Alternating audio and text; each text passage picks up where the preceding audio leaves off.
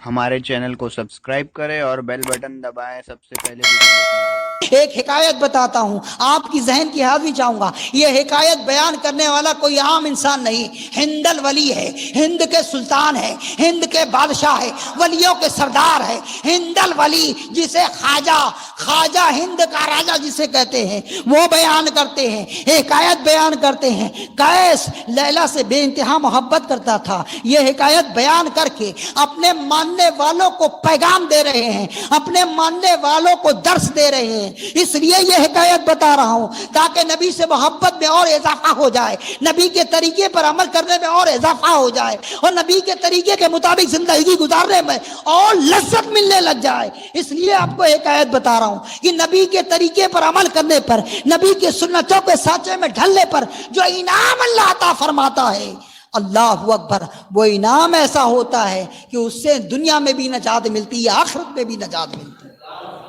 میرے پیارے آقا علیہ الصلوۃ والتسلیم کے پیارے دیوانوں، سرکار غریب نواز فرماتے ہیں کہ اے لوگوں سنو، قیس لیلا سے بے انتہا محبت کرتا تھا، اور قیس کے دل پر لیلا کی محبت اتنی غالب تھی، اتنی غالب تھی، اتنی غالب تھی، اتنی غالب تھی کہ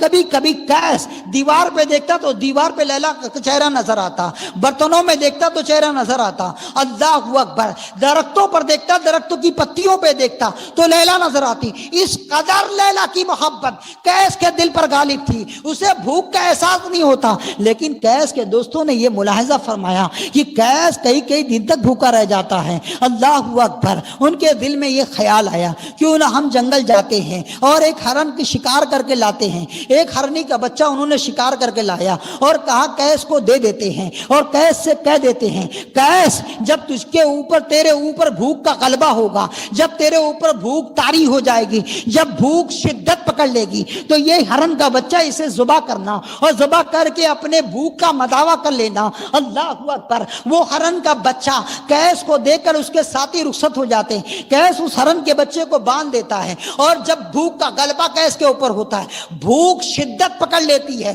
اور بھوک کا غلبہ قیس کے اوپر غالب آتا ہے، تو خیال آتا ہے کہ میرے ساتھی، میرے دوست ایک ہرن کے بچے کو شکار کر کے لائے ہیں، کیوں نہ اس ہرن کے بچے کو ذبح کر کے اور اس کے گوشت کھا کر، اسے گوشت پکا کر کھا کر اپنے بھوک کا مداوا کروں۔ جیسا ہی یہ خیال آتا ہے، اس ہرن کے بچے کو پکڑتا ہے، اور پکڑنے کے بعد غور سے سنو میری بات، خواجہ اعظم کیا پیغام دینا چاہتے ہیں، خواجہ اعظم اپنے ماننے والوں کو کیا ذہن دینا چاہتے ہیں۔ اس ہرنی کے بچے کو قیس نے پکڑا، اور پکڑنے کے بعد زمین پر لٹا دیا، لٹانے کے بعد چھری لیا، اور چھری لینے کے بعد اس کی گردن پہ رکھی، بسم اللہ یا اللہ اکبر بول کے ذبح کرنے والا تھا کہ قیس کی نگاہ اس ہرنی کے بچے کی آنکھوں پر پڑی۔ جیسے ہی آنکھوں پر پڑی، قیس بلک گیا، تڑپ گیا، بے قرار ہو گیا، چھری چھٹک گئی، چھری ایک طرف ہو گئی، وہ ہرنی کے بچے کو چھوڑ دیا، وہ ہرنی کا بچہ دوڑتا ہوا چلا گیا جنگل کی طرف۔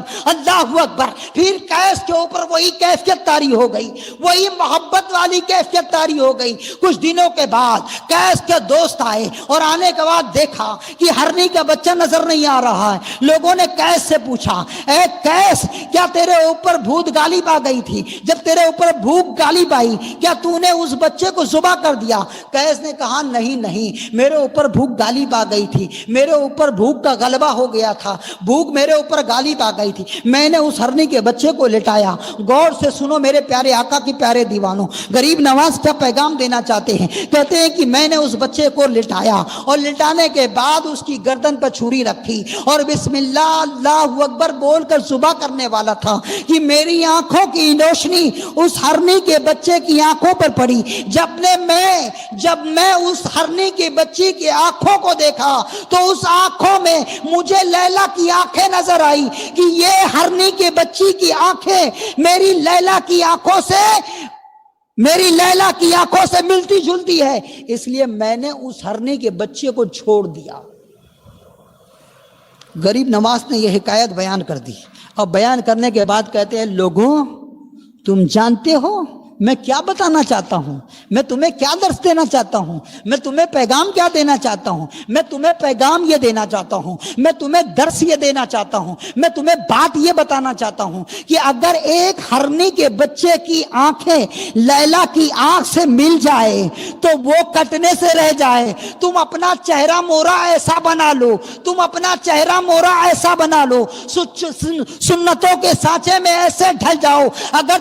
تم سے کوئی گناہ ہو جائے, کوئی کوتاہی ہو جائے, کوئی نافرمانی ہو جائے, اگر تمہارا چہرہ سنت رسول کے سانچے میں ہو اور تم میدان محشر میں جب پہنچو تو تمہارے چہرے میں مصطفیٰ کا چہرہ رب کو نظر آ جائے اور تمہیں بخشش کا پروانہ سنا دے.